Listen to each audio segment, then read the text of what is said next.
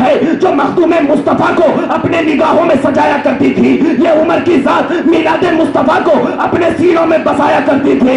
تو جب عمر رضی اللہ تعالیٰ عنہ کو صحبت مصطفیٰ سے پروردگار عالم کے رسول نے اتنا پاورفل بنا دیا کہ اسے اختیار دے دیا، جہاں چاہ عمر چلا جا، جس کی طرف اشارہ کر عمر اشارہ مل جائے گا۔ تو صحبت مصطفیٰ سے جب کسی عام صحابہ کرام رضوان اللہ علیہ مجمعین کو اختیار کی طاقت عطا ہو سکتی ہے، یا رسول اللہ ہم آپ پر تو ہمارے ماں باپ قربان، ہمیں عقیدہ مل گیا کہ جب صحبت مصطفیٰ سے کسی صحابہ کو اختیار مل سکتا ہے تو ذات نبی کو اختیار کیوں نہیں ملا کرتا ہے؟ اسی لیے تو ہم کہتے ہیں یا رسول اللہ آپ کو تو اللہ نے شاہد بنایا، شاہد بنایا۔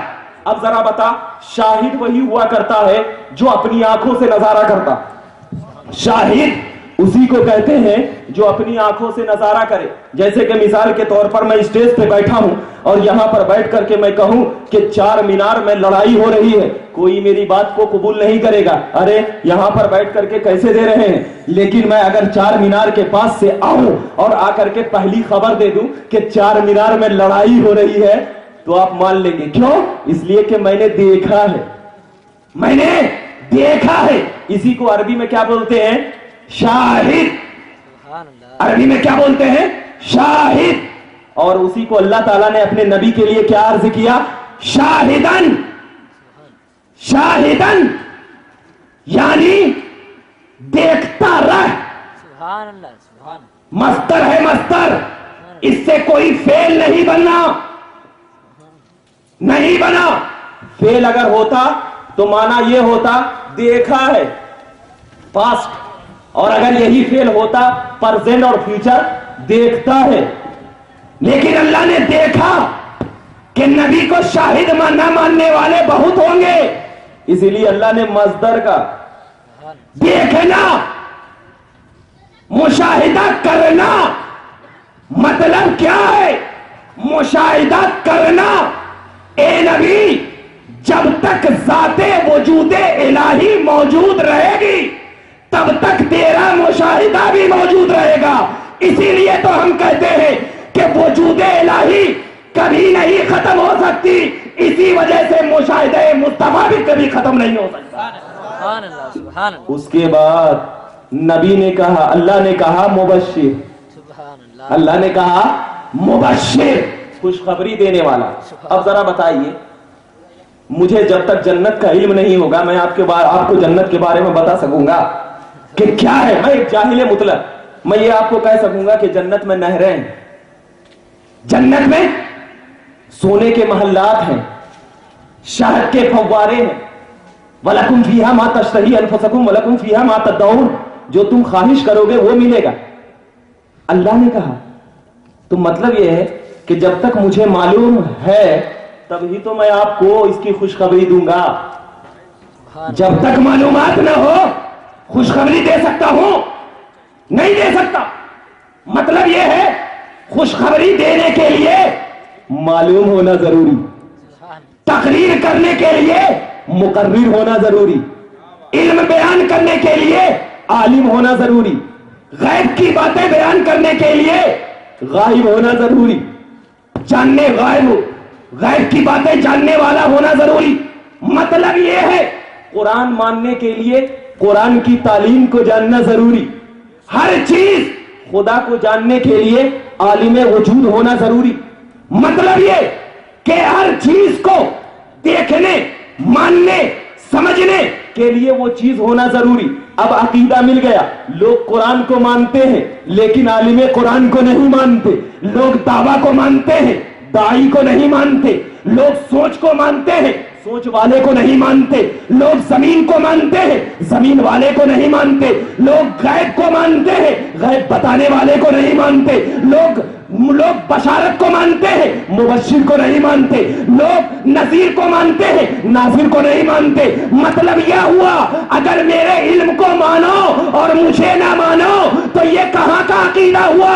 ارے پہلے تو مجھے ماننا پڑے گا تب علم کو ماننا پڑے گا۔ تو اللہ تبارک و تعالی نے نبی پاک صلی اللہ علیہ وسلم کو یہ کہا کہ اے نبی اب تو 40 سال تک اپنی رسالت کا اظہار نہ کرنا. کیوں؟ کیونکہ بعض لوگ ایسے ہوں گے کہ تیرے کو صدیق مانیں گے, تیری بات کو سچی مانیں گے, تجھے امین مانیں گے, تجھے ہر کچھ مانیں گے, لیکن تب تیری ذات کی باری آئے گی تو اب تیری ذات کو نہیں مانیں گے. اسی لیے 40 سال تک تو اپنی ذات کو منوا, تو اپنی بات کو نہیں منوا, اپنی ذات کو منوا. کیوں؟ اس لیے کہ جب 40 سال کے بعد تو اعلان رسالت کرے گا, اور اعلان رسالت میں جو لوگ نہیں مانیں گے تو وہ تم جھوٹے نہیں ہوگے بلکہ وہ خود جھوٹے میں پڑ جائیں گے. کیوں؟ اس لیے کہ پہلے تو تجھے مان لیا ہے, پہلے تو تجھے جان لیا ہے, پہلے تو تجھے صادق مان لیا ہے, پہلے تو تجھے امین مان لیا ہے, پہلے تو تمہیں سارے کائنات کا داتا و آقا مان لیا ہے. اب اگر تیری بات کو نہیں مان رہے ہیں تو اس کا مطلب یہ ہے کہ یہ لوگ جھوٹے ہیں, اور جب جھوٹے ہوں گے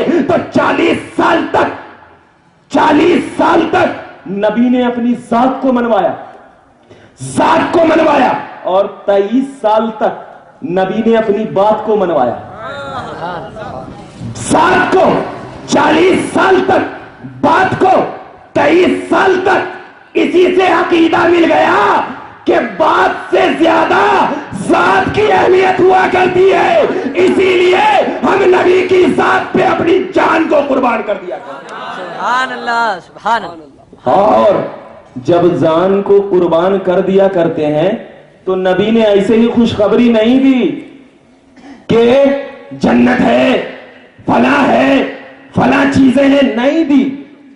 نبی نے کہا, بخاری کی حدیث بول رہا ہوں, نبی نے کہا میں اسی جگہ ٹھہر کر قیامت تک کتنے لوگ جنت میں جائیں گے میں سب کے ناموں کے ساتھ جانتا ہوں, ناموں کے ساتھ جانتا ہوں. اور جانے کے بعد نبی نے یہ نہیں کہا کہ کون کیا بیٹھیں گے وہ نہیں جانتا.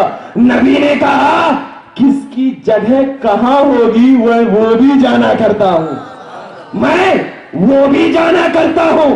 ارے ان دریدہ دہنوں کو یہ حدیث سمجھ میں نہیں آتی کہ جو نبی دنیا میں رہ کر جنت کے اندر کی بات جانتا ہو تو وہ تیرے اندر کی بات کیسے نہیں جانے گا. اسی لیے تو جتنا چھپانا ہے چھپاتا جا, اللہ تعالیٰ تیرے چھپانے کو چھپاتا جائے گا تاکہ تیری گستاخی ظاہر ہوتی چلی جائے گی. اور اسی بنیاد پر نبی پاک صلی اللہ علیہ وسلم کا عاشق جب ان چھپی ہوئی باتوں کو دیکھتا ہے تو عاشق رسول اپنے دلوں میں نبی کا عشق کا جھنڈا لے کر جب اس چھپی ہوئی عبارت پر تمام لوگوں کے سنیت کی جان کو لے کر جب محبوب خالق کا بندہ اپنے رسول کا آقا جب جاتا ہے تو اس جانے والے الفاظ کو حضرت ابو بکر صدیق کی صداقت یاد آیا کرتی ہے. کیوں؟ اس لیے کہ جب نبی کے بتائے ہوئے طریقے پر کسی بلوائیوں نے نہ مانا تو عثمان غنی آئے, عثمان غنی آئے. تارکین زکات جب کسی چیز سے اپنی ظلم و بربریت کو عام کرنے لگے تو حضرت ابو بکر صدیق نے کہا یہ نبی پاک نے زکات دینے کا حکم دیا ہے, تم کون ہوتے ہو جو زکات سے روک رہے ہو؟ حضرت ابو بکر صدیق نے ان کے خلاف جنگ کا اعلان کر دیا, اعلان کر دیا. ہر دور میں جب جب نبی کی مخالفت ہوتی رہی, چاہے ذات نبی کی مخالفت ہو رہی ہو, چاہے باتیں نبی کی مخالفت ہو رہی ہو, ہر دور میں نبی کا عاشق اس مخالفت کے خلاف اپنی دریدہ دہنوں عبارتوں کو اپنے خون جگر سے سینچتا رہا. یہاں تک کہ حضرت امام احمد بن حنبل کے دور میں بھی مخالفت ہوئی, خلق قرآن کے قائل نظر آنے لگے تو حضرت امام احمد بن حنبل نے بھی ان کے خلاف جنگ کر دیا. حضرت احمد سرہندی کے دور میں جب تمام لوگ دین الہی کو ماننے لگے تو انہوں نے اکیلے اکبر کی پرواہ نہیں کی, یہ نہیں دیکھا کہ یہ اقتدار کا بادشاہ میرے نبی کا خلاف کر رہا ہے تو میں اس کے خلاف جاؤں گا, یہ نہیں دیکھا, بس ان کی مخالفت کرتے چلے گئے.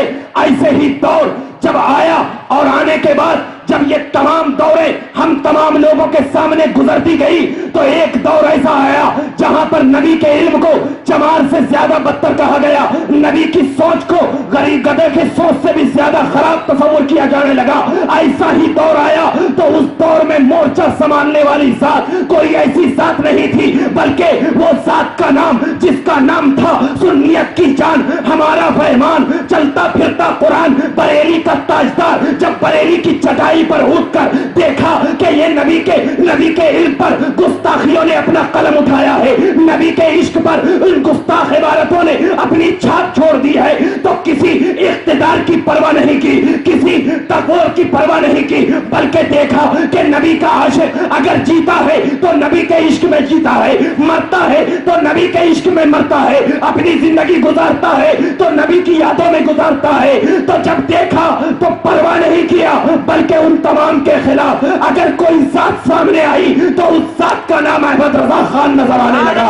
जो अहमद रजा खान ने हम तमाम आशिकों को यह अकीदा दे दिया कि सुन्नियों, इन तमाम लोगों को अगर पहचान कराना है तो अपने सीनों में एक तरफ अहमद रजा को निकाल लेना और दूसरी तरफ अहमद रजा जिसकी गुलामी करता है उसको अपने सीनों में बसा लेना। क्यों?